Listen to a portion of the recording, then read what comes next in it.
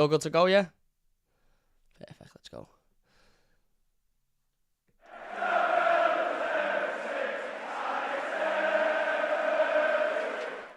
Hi guys and welcome back to the Mighty Blues. My name is of course Cameron and welcome back today to another live stream. As you can see, we are joined by Cornet once again. If you've been around the channel for a while, you will have seen Cornet multiple times. If you're new to the channel, then you may not have seen him because he hasn't been on for some months. But Cornet is a toffee all the way from South Africa. The first time we spoke, he was actually in South Africa.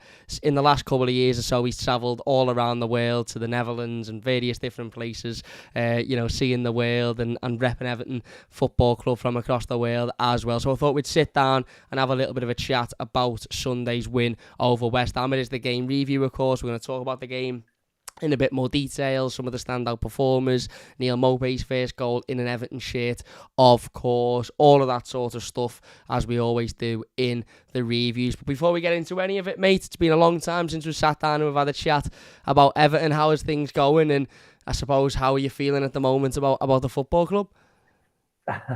Well, how's it, Cam? It's good to see you again. It's been way too long. I'm doing good. First win. Had to wait a while for it, but I feel like last season we started off with wins and it went the other way. So hopefully it's a step in the right direction. But things are looking a bit better at the moment.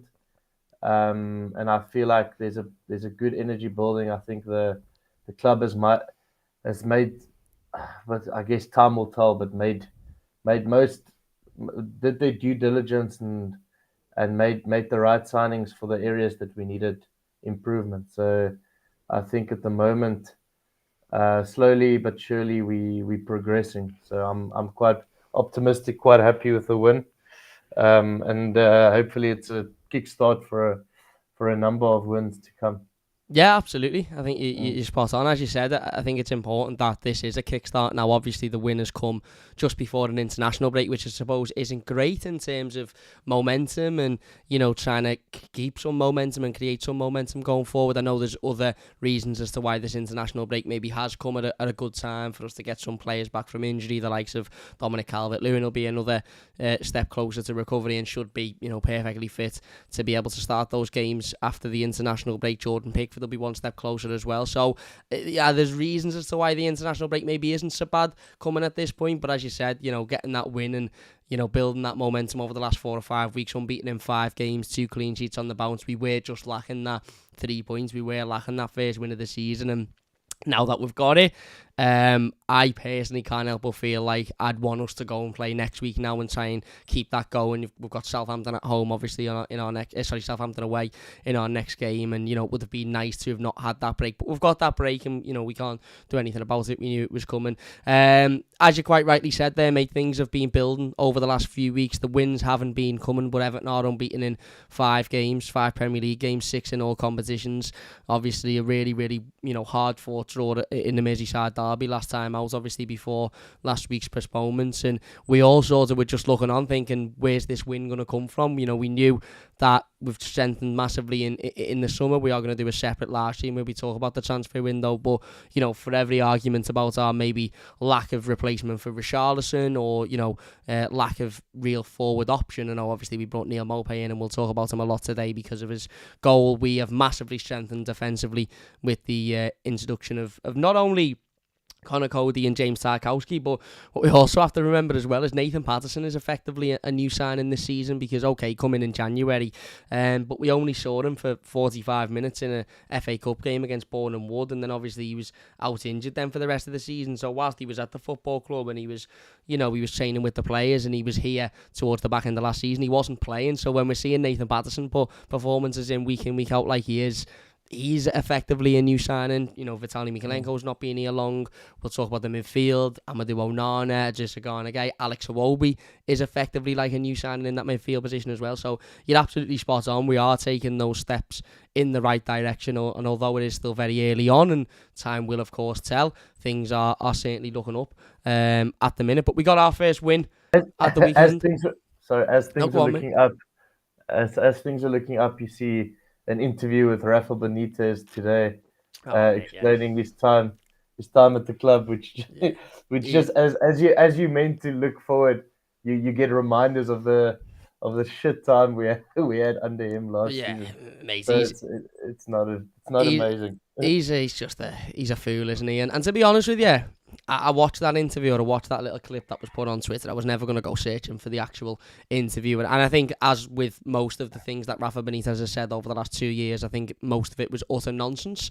The whole "I'm a Red, so it was difficult" has been completely thrown out by the fact that Conor Cody stepped in and has been absolutely unbelievable since joining the football club, and celebrated his, disallowed goal against Liverpool as if he'd been an Evertonian all of his life. And let's be honest, we all know as Evertonians that during Rafa Benitez's time as Everton manager, the media push was, oh, they don't want him because he's an ex-Liverpool manager, they don't want him because he's a Red, when in fact we didn't want him because he's a shocking football manager. And the reason he was sacked, one game in 13 or what? one win in 14, one win in 3 months. That was why he lost his job at Everton. Nothing to do with the fact he was a Liverpool manager, but that the media don't want to look at it like that. The media want to look at it as an excuse for him, because apparently the whole reason he did that interview is because he's thrown his name in the hat for the Leicester job. So that's effectively him coming out and saying everything that went on there wasn't actually my fault, it was the fans' fault. So listen, he chats us a nonsense. Disgusting.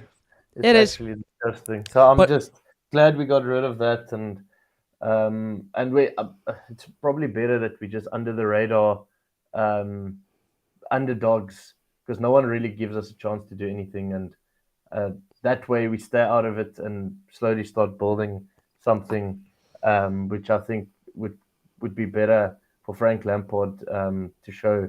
Rather do it on the pitch than try and speak highly and set targets for the season that might be unachievable. But in the end of the day, I think just take it game by game.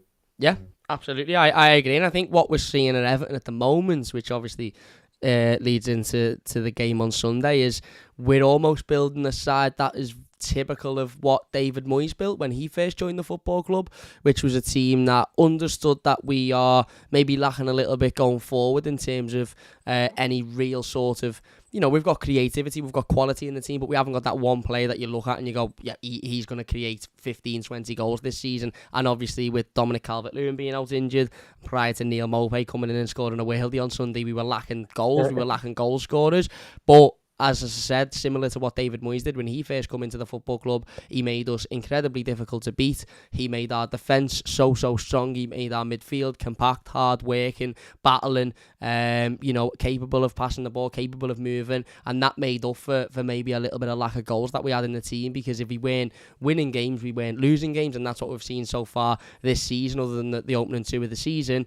Everton have sort of come into a lot of games, okay, not winning them, but not losing them as well, and that was why it was big to get that 3 points at the weekend. And I thought the performance was good, mate.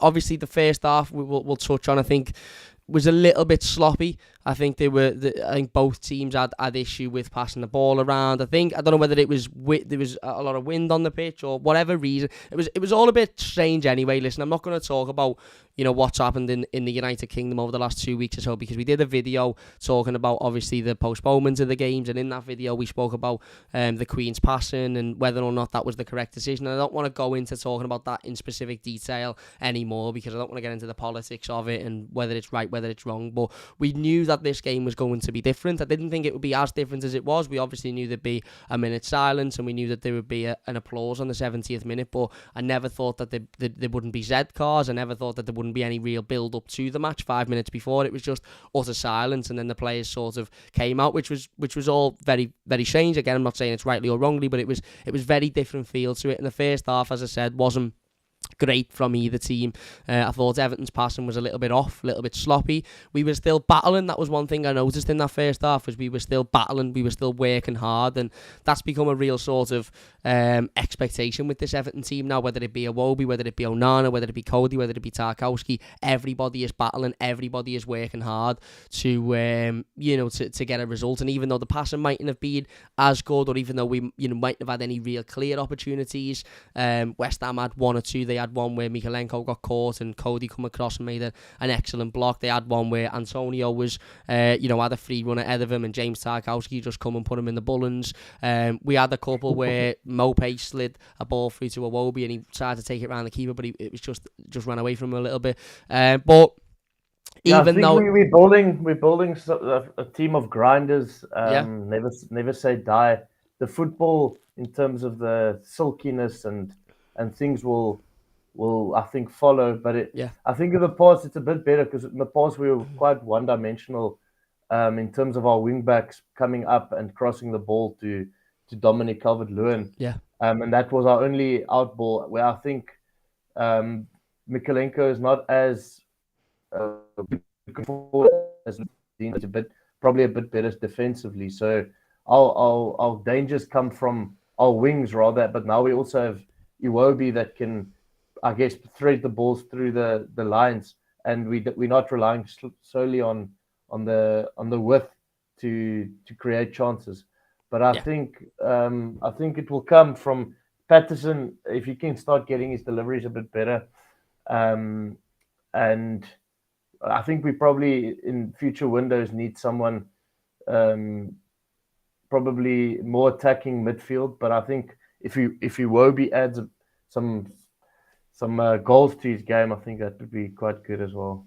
Yeah, absolutely, and I agree. It will come. It will come with obviously time. It will come with the more and more that this team plays together. But I think that was one thing that was so evident in the first half is we've had first halves like that in previous seasons, in previous games where our passing's been a little bit off and we maybe haven't been on it. And what's happened in previous years is our heads have dropped and we've ended up conceding goals. And people have, because they're not on it as they'd expect, they've shied out of games a little bit. We're not seeing that, are we, at the moment? And we didn't see that on Sunday. Iwobi gave the ball away. His head come back up and he went and got it again. Gay was pivotal in there. Onana throwing challenges in. The back line, as I said, was solid as anything. And whilst there wasn't any real chance for either team, I thought it was a very battling first half, and a first half in which Everton worked really, really hard in, and it was always just about finding that bit of quality and finding that that I suppose bit of magic that which we did in the second half with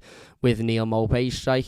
Awesome goal. Yeah, it was absolutely fantastic, and as I say, we'll touch on it a little bit later on. But it was, the kid is just. I know he's only been here for a couple of games, and I know it's very, very early on into his Everton career. But the things he's saying, his actions on the pitch, I actually thought Neil Maupay was excellent on Sunday, regardless of the goal. I thought his work rate, his desire, his commitment. He's very much an Everton player. And Josh Townsend was on TalkSport talking about him today and saying that he's one of those players that you absolutely hate to play against, but you always want in your team because he's, for lack of a better phrase, Josh Townsend avoided saying the word "he's a shithouse," but basically wanted to say the word "he's a shithouse."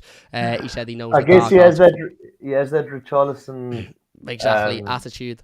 Yeah, attitude, which I guess is what we need in our players. Exactly. And a lot of our players have. It seems like there's not one flaky player at the moment. Like everyone seems to be up for it. Yeah. Maybe just the quality from the delivery from Gray and Gordon can probably be a bit better. But I feel like Gray's energy in the team is definitely needed. Yeah. Like he creates, he has that pace, he has that a bit of skill to beat a man. It's probably just the final delivery that gets him. But I'm really enjoying this team, and the performance wasn't amazing, but it's building. I thought it was a good enough performance that warranted 3 points. And probably for the games that we did deserve to win, this is kind of making up for the one that we might not have 100% deserved, but then the other ones we deserved. So it's always going to balance out like that, I guess. Yeah, it is, and you're always going to get games where you have to ride your luck, and this one again was no different on Sunday. They had a couple of chances in the second half where we had to ride our luck a little bit there at the post. Cornet had one where Nathan Patterson makes a wonderful tackle / touch to deny him. Cornet had another one which Begovic makes a good save. So we definitely had to ride our luck a little bit, but you get that in games, and I think as we said before, what we're seeing with this Lampard team is we're probably not going to win many games 3-4-0. We're probably not going to turn teams over. We're not going to turn up and be sitting there with our arms crossed thinking, we're brilliant. Just look at us absolutely wiping the floor with this team. There'll be a lot of 1-0 wins. There'll probably be a lot of 1-1 draws. But what you will see is games we were maybe losing last season, we won't lose this season. We'll draw them, or we'll nick wins with one goal wins. And okay, they might be not the greatest games of football, and you might sit there and say, oh, we didn't play the best there, but they're points on the tally and their points to add up. And I think Frank Lampard has been heavily disrespected in the media for what he's building at Everton Football Club. Because, as I said, it's so easy. That's the story of being Evertonian. It is, and it's so easy to look at Frank Lampard and go, well, if that was only their first win of the season, so how can things be going well? But the media aren't picking up on the 5 straight draws. They're not picking up on the 2 straight clean sheets. They're not picking up on the fact that Everton have gone from a team that leaked goals like it was no tomorrow, a team that leaked set pieces like it was no tomorrow, to now a team that had to defend about 800 set pieces on Sunday, didn't concede one. A team that have brought in 2 of the most solid centre-backs the Premier League has had for the last 5-6 years. I mean, I've seen a thing today that James Tarkowski was actually in the team of the year. It was one of the Sofa stats, or one of the stats companies. He'd been in their Premier League team of the year for the last 3 years on the bounce, from his average rating per game for every game. So we've brought They're just in solid. They are. No nonsense defenders. Touch wood, don't get injured. Yeah. And we can actually rely on to not fuck up like Michael Keane has, or Jeremina has in terms of his injuries, or Mason Holgate has that injury. So hopefully we can have a sustained run of games with them. And then if they get injured, we have a good replacement in Jeremina for the games that we need him. Yeah. But then, we can't rely on him long term. But I guess he's still a very good defender. So I think there's depth in that sense. I wouldn't want to see Michael Keane play for us ever again. But like there is at least depth now. Like we strengthened the first team, and the players that were first team players becomes bench players, and I guess that's how you become a better team going forward. Yeah. That's it. That is exactly it, mate. You replace your first team players, they become the bench players, then you replace the first team again, and that is ultimately how you improve. And as you said, then we're now looking at the likes of Yerry Mina, Ben Godfrey, and you're looking at them thinking, how do they get in this team? Seamus Coleman, who was a consistent starter for Everton for the last 10 years, you're looking at him now thinking he doesn't get anywhere near this team because of how well Nathan Patterson's played. One thing I do want to bring up before we move on to the second half, mate, is the leadership that we've got in this team. Me and you have spoke numerous times on text or on the channel, and I know I've spoken on live streams numerous times over the years about the complete lack of leadership at this football club, from the pitch to the top of the club. And listen, I'm not going to go in and talk about the board at the moment because that's a conversation for a different week. But one thing is absolutely certain is the last time we sat down and had a conversation, the leaders of the football club were very few and far between. In fact, there was maybe only 1 or 2 of them. Now you've got Connor Cody, you've got James Tarkowski, you've got Jordan Pickford, who's obviously the captain at the moment. You've got Nathan Patterson, who mightn't be a leader in terms of being a captain because he's only a young lad, but he leads by example, he leads by his attitude. You've got Garner Gay, who's back in there, Neil Maupay, who leads with his attitude. All of a sudden this team GCL is a good leader when I think he speaks well. I'm sure he's a good leader as well when he's in the change room. Exactly. So we've gone from a team with very little leaders to a team now, like we saw on Sunday, where as soon as an opposition player gets in the face of any one of our players, Connor Cody's over there, James Tarkowski's straight over there, Awobi's over there. How refreshing is it to see, especially the likes of Tarky and Cody leading this team, whether they're captain or not? I know Cody was captain on Sunday. How refreshing is it to see 2 players in there that have only just come into the football club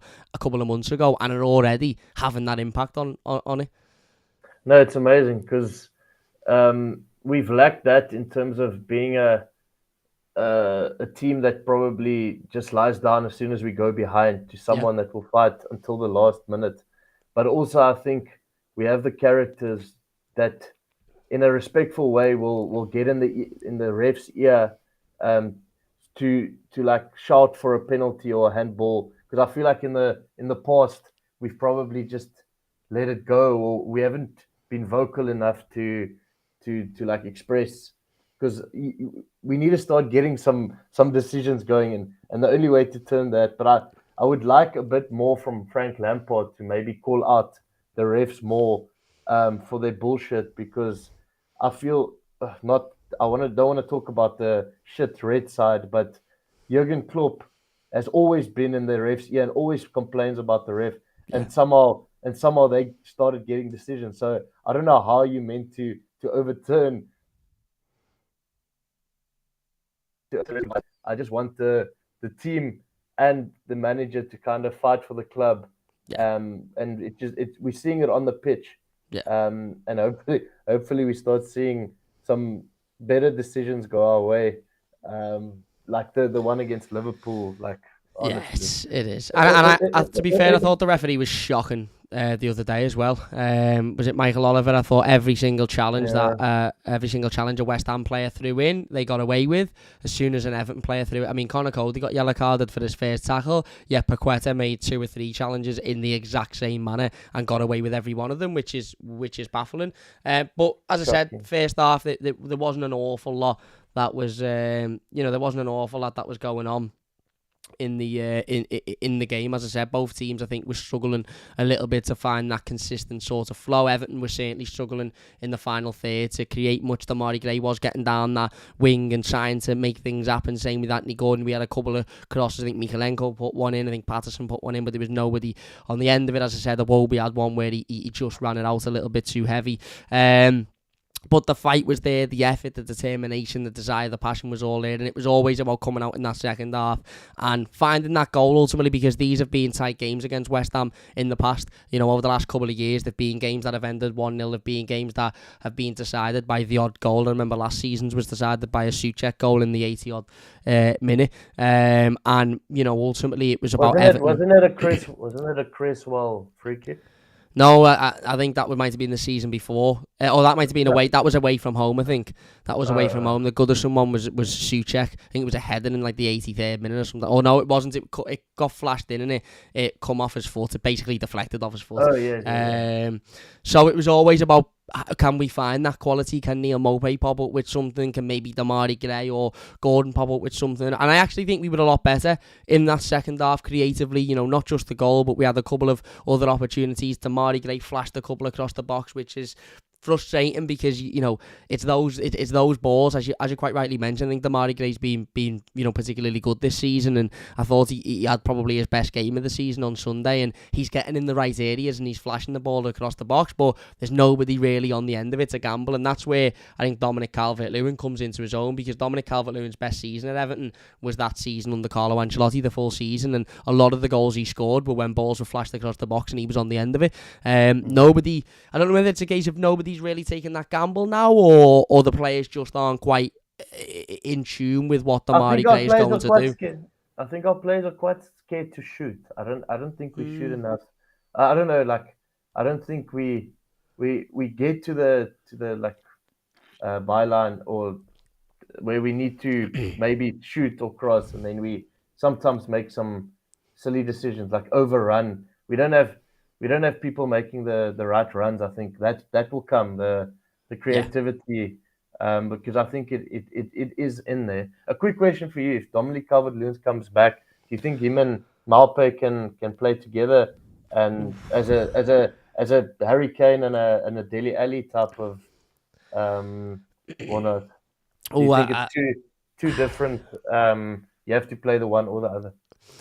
It's difficult. It's definitely a question for Frank Lampard, because let's assume, and again, listen, a lot can happen between now and the game against Southampton, and obviously there's a reason Dominic Calvert-Lewin was kept out the squad the other day, because he's clearly not ready. But let's assume Dominic Calvert-Lewin will be fit for that game after the international break. There's a decision to be made. Does he go straight in, or does Frank Lampard stay with Neil Maupay, who obviously has had 2 games in an Everton shirt? Personally, I think he's performed brilliantly in both, and obviously he got the winning goal on Sunday.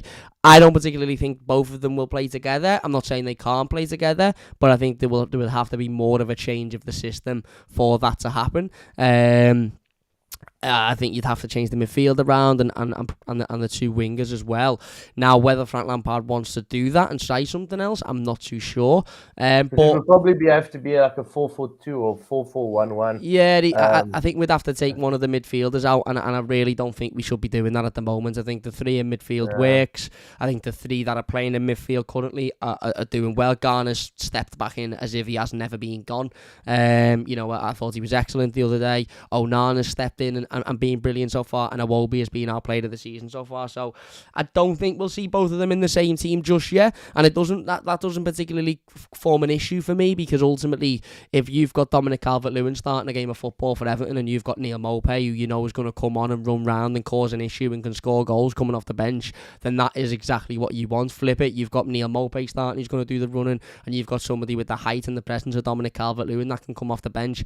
I think it works. Now, okay, you could say, well, maybe one of them won't be as happy because they're not starting, etc. But that's football, and ultimately, I think good competition as well. It is. It's good competition, and it's not a case. It's not a case of Neil Maupay being a number two. I don't think it's a case of Neil Maupay and Dominic Calvert-Lewin sort of alternating, and that's what we need, because we can't be having Dominic Calvert-Lewin coming back and then playing 15 games on the bounce, because we need obviously to be careful with him. He's had a lot of injuries recently, and you need to be able to say in one game, right, we're going to start Neil Maupay today, you're going to come off the bench, and then another game, right, we're going to start Dom, and Neil's going to come off the bench with 20 minutes to go.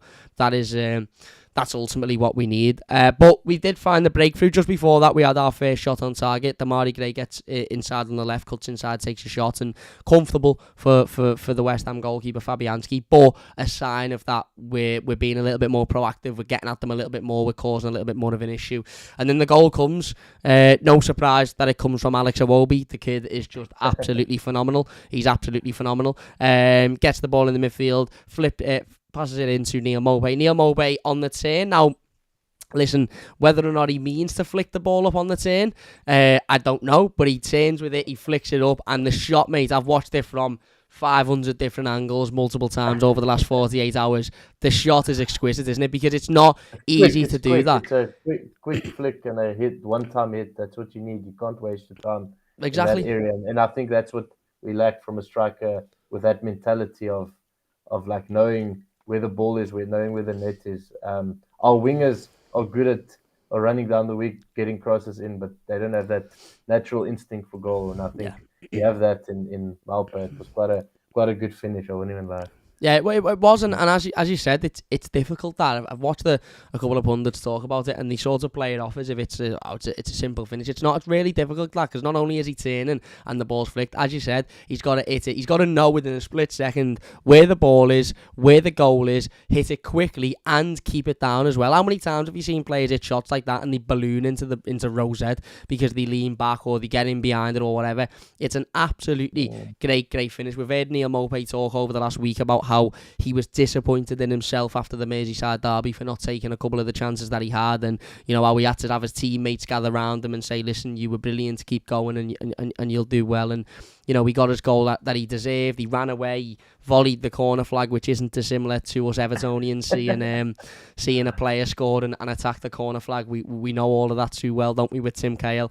But after that, again, I thought we continued to get at them. I thought we continued to try and press. We continued to try and get that second goal. And sure enough, as I said, we rode our luck a little bit. They had opportunities. They had chances to get back in the game. They had a couple with Ben Rama when he come on, as I said, he hit the post, which was just pure luck for me, because Asmir Begovic was absolutely nowhere near it, didn't know where it was. You sort of just stood and watched it, but that happens, and as I said, one week he'll get that goal for you, another week he'll get a goal in the Merseyside derby chalked off because of inches.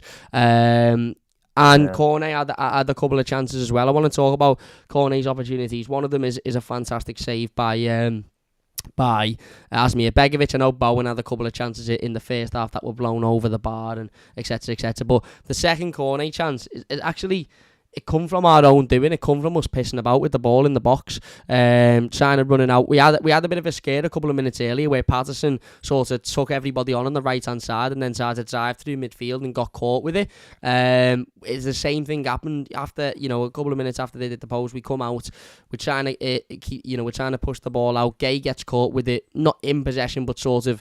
He should have had the ball under control for once he didn't, because every other time in the game I thought he was excellent. He gets caught with it, ball comes over the top, it gets under Cody, and at first viewing it looks like Cornet has tipped over himself. It looks like Cornet tipped over his own feet and ran the ball out. But when you watch it again on the replay, mate, it is the slightest yet most important touches by Nathan Patterson I've seen in a while defensively. Because, as I said, when I was watching it, I was sat in the park end. It was right in front of me, and I remember thinking, as I remember turning around saying to my dad, how's he managed to make a meal out of that? That's shocking. But you watch the replay and how good is that touch from Nathan Patterson, and how good is Nathan Patterson, mate? He's been excellent, hasn't he? I think, he's been a revelation. I think last season we didn't really want to risk him. Obviously, he had the injury, but we were in the dumps, and I think throwing him in there, it could have probably broke his confidence. So they kept him away. Seamus Coleman was probably the better man for that occasion last season as a captain and trying to drag everyone through.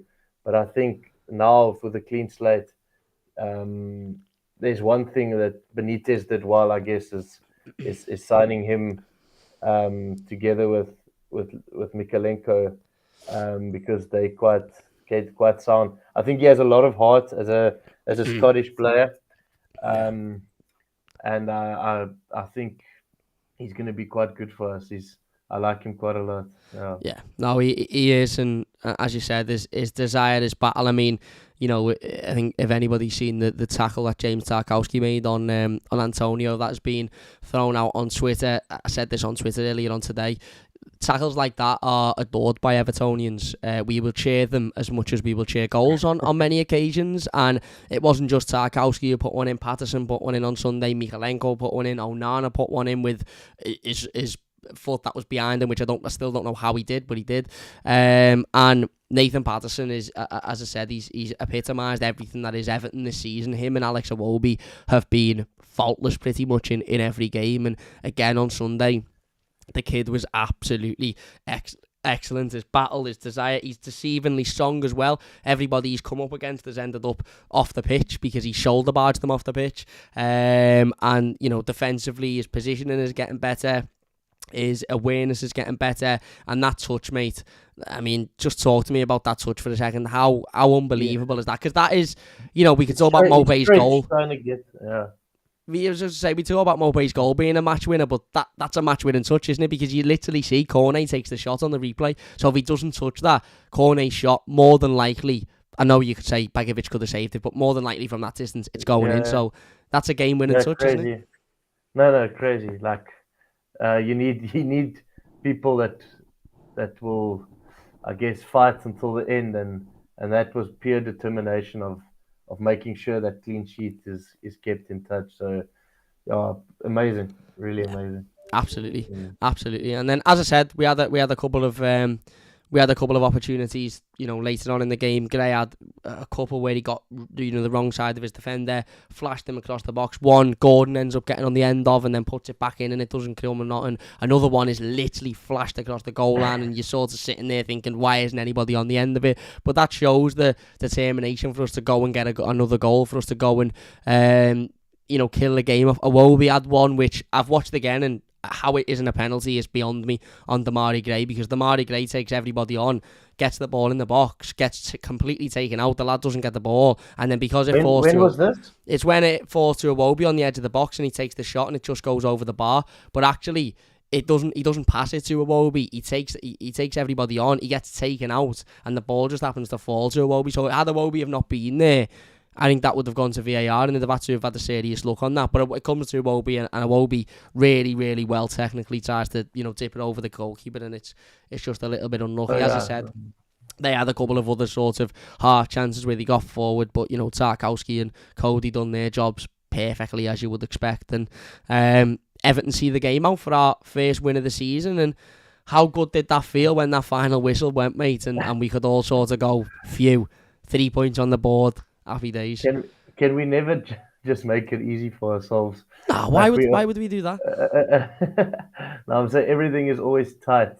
Even or it's either very tight, or even if we're winning far, we make a meal of it and let teams come back.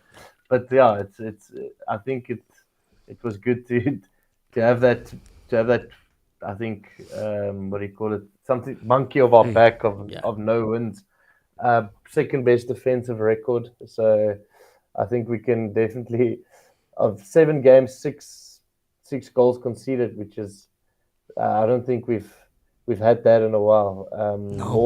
Less goals than games. Which is quite sound. Who do you think should be the captain going forward? It's a tough one. It is a tough one. Look, I have no.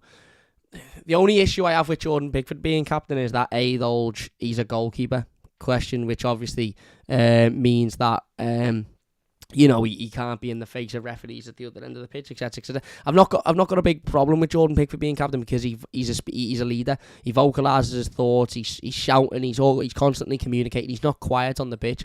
I actually now, and this is completely flipped by the way to where we were, as I said, 12 months ago when we sat down and we spoke. I actually don't necessarily think it matters who wears the armband as long as it is one of the clear sort of leaders within the team, because it doesn't matter whether Conor Coady's wearing the armband. The difference on Sunday in Conor Coady's leadership skills and performance wasn't anything different to what we've seen already as for him as an Everton player. The fact he was wearing the armband didn't really matter because he's a leader. We saw it a few weeks ago against Brentford, maybe. Might have been Villa, one of those games. Something had happened with Anthony Gordon. It was Brentford, actually. Something had happened with Anthony Gordon, and Coady, Tarkowski and Iwobi were straight over anyway, and neither of them were wearing the armband because Pickford was wearing it in goal. So, listen, I understand people saying, it should be Tarkowski or give it to Coady. The Coady one is difficult because he's only on loan, and I think as a full-time solution, I think he would have to be made a permanent, and obviously, listen, I don't care that we're only 5-6 games into the season. I hope they make that deal permanent. What do you think of his... like he sounds like very good and he's talking and he sounds very passionate. Is he trying to win over Everton fans by kinda, or is he do you think that's him naturally as a person, or is he trying to fake his way? I don't think it's fake, but he is. I saw pictures on his Instagram. His kids are of Liverpool fans, so but obviously it's not a big issue. Jamie Carragher made the switch, and he was a good defender for the other team. So it doesn't really matter. I'm just as a captain, like he seems like a very nice, sound personality in the dressing room. I'd have no problem. I'd have no problem with him. If he was a permanent, I'd have no problem with him being captain whatsoever. I think what Conor Coady has proven over the last few weeks, especially with his celebration in that Merseyside derby, Conor Coady has proven that he is alliance or and I think it's difficult because as fans we find it hard to look at a footballer and who they support and distance it, because we look at it and I go, if I played for Liverpool, I could never celebrate against Everton, or I could never or I'd never play for Liverpool. It's different when you're a footballer because you grow up in different systems. He's been at Wolves for so long. He was only at Liverpool when he was a kid, and okay, he might have grown up a Liverpool fan, but it's very different supporting a football club when you're a professional footballer than it is when you're a fan and you dedicate your whole life to supporting it. And I think what Conor Coady has shown in recent weeks is that he has no alliance to any football club except Everton Football Club. You can see that with his performances, you can see that with his leadership on the pitch, you saw that in the Merseyside derby, you can see that in his interviews, and okay, whilst his first interview was very impressive, I do remember seeing a few people saying maybe he sounds like he's just trying to please the fans a little bit. Maybe he sounds like he's just trying to, get on the right side of the fans. And maybe he was thinking, I've got to say a little bit more here because these know, where I support. And to be fair to Conor Coady, and one thing I actually really liked about his interview is he didn't shy away from the fact he was a Liverpool fan growing up. He didn't say, oh, no, I wasn't. When he was put to it, he said, listen, I know the city and I know that I was this. His uncle actually sits in the park end next to me, and every time he comes over to the park end you can see him waving to his uncle, and I'm not too sure whether his wife's I'm pretty sure his wife's an Evertonian, and I know at least a couple of the kids are Evertonians because I remember when he signed there was a picture of them holding the flag, and certainly two of them seemed very happy. One of them didn't seem as happy, so maybe that's the red, but two of them seemed very happy. I know one of his lads is at Finch Farm in some form of training programme. I'm not sure if he's in the academy or he just trains there, but he's at Finch Farm. I think I just don't want people to like, because that thing with Rafa Benitez, I know it's completely different. The one didn't grow up, or it's the manager and things like that. I just hope people don't turn on him, and then the media says it's like when he starts maybe having a few off games, or Agent Cody, or no. Well, listen, the media will probably try and do that because again, as I said at the start of the scene, we've seen the media try and spin the Rafa Benitez thinking of, they didn't like him because he's a red. No, we didn't like him because he's a shocking football manager. Nothing to do with where he was before, and because if he wasn't a shocking football manager, he'd still be in charge of the football club. Whereas Cody, I think, is showing on the pitch that his only interest is Everton Football Club.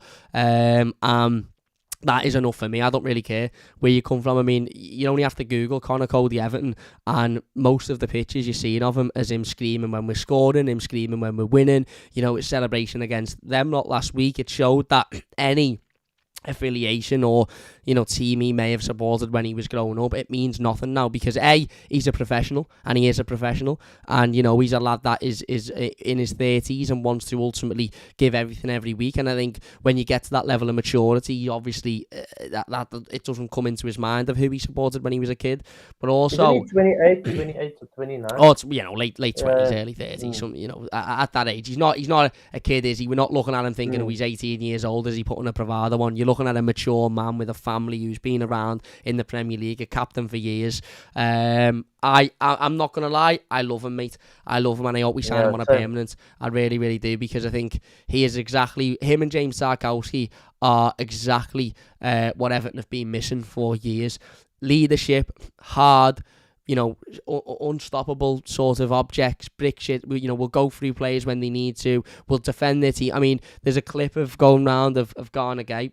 Actually, he was elbowed in the face the other day. How the lad didn't get a red card, I'll never know. He was elbowed in the face. First two people that go over are Conor Cody and James Tarkowski, in the faces of opposition players, getting in them. This is what you want to see as Evertonians. Players fighting for each other, fighting for their teammates. You want those. You want your James Tarkowskis and your Conor Codys to put their arm around it. Look at Iwobi's interview last week. Iwobi did an interview with Everton, and he was asked about Tarkowski and Conor Cody, and he said they're like the dads. They're like the dads in the dressing room. They're like the dads in the training ground. And now there's this running joke amongst the rest of the players that they're like the father figures in the training ground. They've been here for about 15 minutes, and they're already having that impact on the rest of the team, that the players are looking at them thinking, these are setting an example. But professionally, they're setting an example by coming in and working hard every day and training, and they're setting an example on the pitch with their performances, and that is what Everton have been lacking for years and years and years. And they were free. And James Tarkowski didn't cost a penny.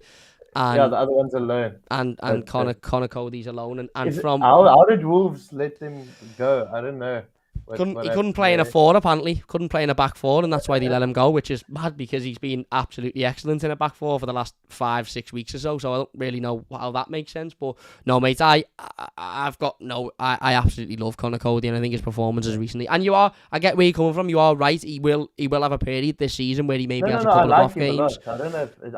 I'm just playing devil's advocate. No, yeah, and you're spot on, because there will be a period this season where he has a couple of off games, or he makes a mistake, or he does this, or he does that. And I actually think his attitude, the way he applies himself, the way other players talk about him, and the way you can see how much it means to him when Everton win, or when Everton score, or when he makes a challenge, and when he's got his arm around the players and he's hyping the players up. I actually think that means when he does have those off games, or if he does have the off game, it won't be as.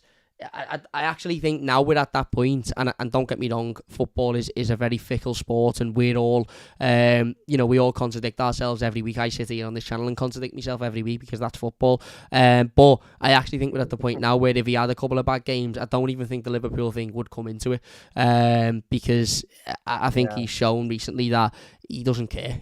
All he wants to do is play for Everton, and he's got his England call-up, which is great to see, and hopefully he goes and does well there. Again, touch wood, he doesn't pick up an injury on international duty. You'll be fine. I think the pair of them have been a revelation. I really, really do. And as I said, you have Nathan Patterson in there. He was excellent again the other day. Iwobi, who's just been amazing. I mean, just before we finish, what do you think of Alex Iwobi? You know, I remember last time we sat down and we spoke about him, and it was very much a, get rid of him. He's been a waste of money. How things changing in a matter of months, mate. Everyone said they'll drive him to any club that wanted him. I don't know how. I guess Frank Lampard has a way of developing players. He had a Mason Mount came through, and then Fikayo Tomori, name a few of the Chelsea guys. But yeah, I think he's playing in his natural position, but last season he was helping at left or right wing back and playing winger. Then I don't know, he's played every single position, giving his heart and soul. But I just think he's finally playing in the position that he probably wants to, where he can actually impact the game. And I think a lot of the times in the past, he's played in a position on the pitch where he gives the ball away, and it had serious impacts on a counter attack or something. But I think he's playing further up the field where he probably can make that more dangerous pass. And at the point now, it's kind of paying off. And yeah, I just think I think we probably saved about 40 or 50 million by him performing to the levels that he is. There you go. And that just shows how good he's been. I think out of Everton's last 4 goals, I think he's got 3 assists, or out of the last 3 goals, he's got 2 assists, something like that. So it just shows his improvement. And as you said, I think Frank Lampard, if I'd say this to any media or any opposition fan that questions Frank Lampard, all as I would say is Alex Iwobi. Go and look at what Alex Iwobi was prior to Frank Lampard, and go and look at what Alex Iwobi is now. And okay, a lot of credit has to go down to Alex Iwobi for picking himself up and battling and working through it, but the player himself will tell you how big of an impact Frank has had on his improvement, because he is a completely different player now. And as I said, again, I can't remember last time he had a bad game, to be honest with you, and touch wood that continues. But he's been excellent. I mean, just before we finish, Stephen says, could listen to you two all day talk about Everton, keep up the great work. Yes, the fella's massive win for us, says the Blues.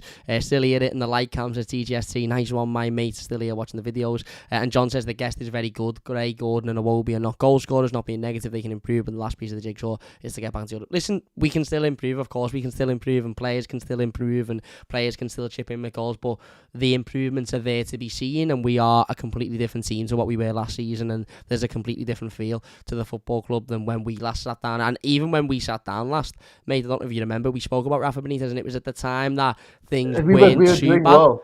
Yeah, things weren't. Well. But it still doesn't feel as good as now, does it? It was before the Villa game where we lost 3-0.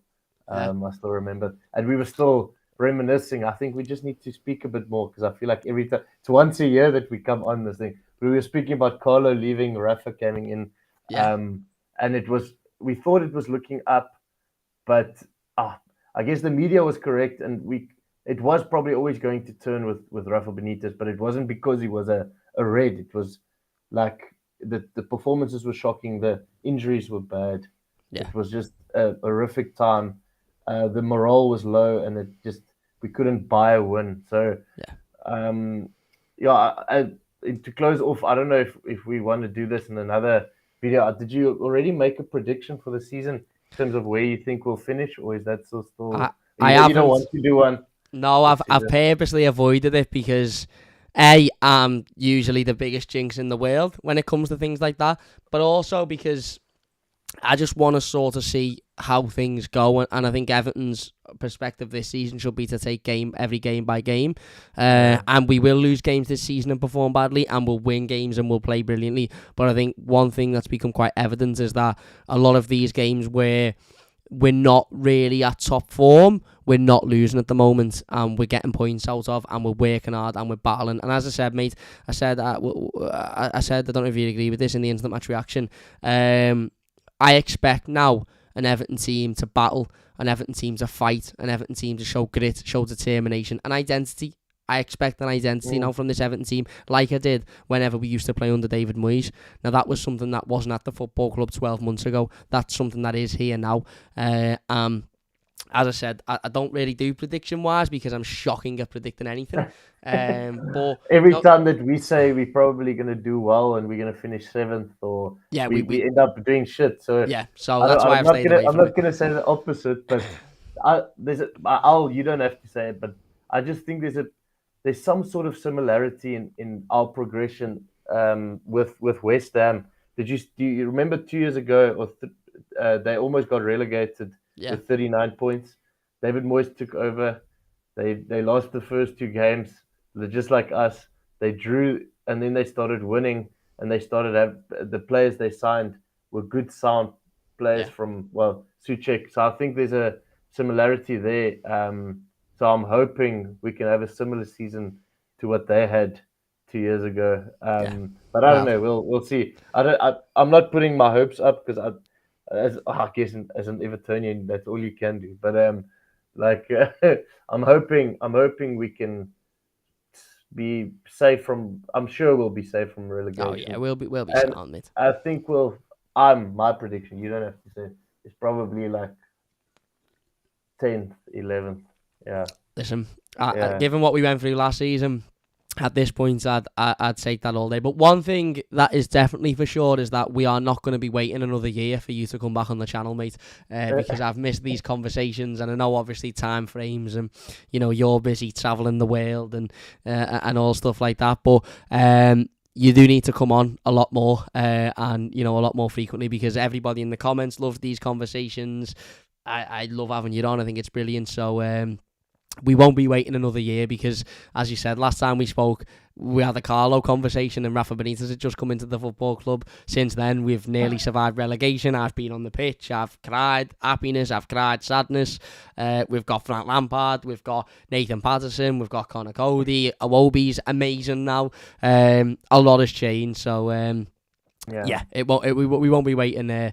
We won't be waiting that long, that's for sure. But look, we'll finish it there. Then I know you've got a dart, so we'll leave it there. Big thanks for coming on, mate. I really, really do appreciate it. Honestly, it means a lot to me. As I said, always love having you on, and I think everybody loves listening to you and having you on as well. Have you got anything to say before we finish? Up the fucking toffees.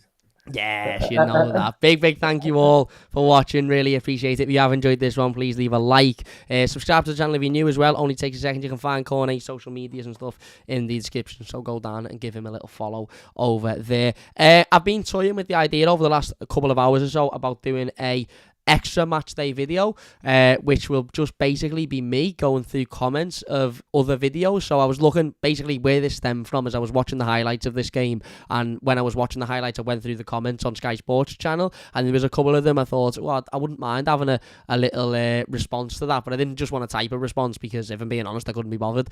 So I thought, look, maybe I could do a video where I go through some of the comments on the highlight videos or on our videos, and we have a little response to them. Let us know if that's an idea you would like. I just thought I'd throw it out there to see what people thought. But anyway, that is it from us. Massive thank you for watching. We will have a live stream over the next couple of days talking about the transfer window, so look out for that one. If you have enjoyed it, leave a like, subscribe if you are new, and we'll see you later. Thanks for watching, and as Corney said, up the fucking toffees. See you later.